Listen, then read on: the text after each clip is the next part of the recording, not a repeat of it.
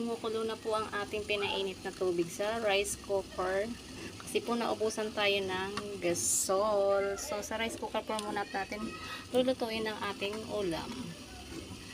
Lagay na po natin ang hipon. Ilagay na rin po natin ang sibuyas at saka po kamatis. And then, nalagyan natin po natin yan ng asin. Then, lagay natin po natin ang sili. So, ilagay na rin po natin ang ito po pala. Ayan. Kangkong.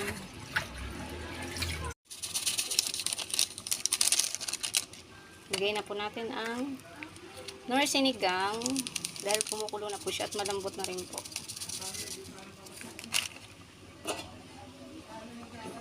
Ayan guys. Ang ating sinigang na hipon.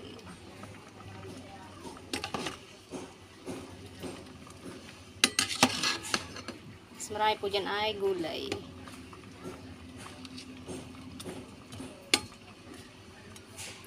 Ayan guys, pakulon lang po natin ng kaunti. Okay na po yan. Thank you for watching guys.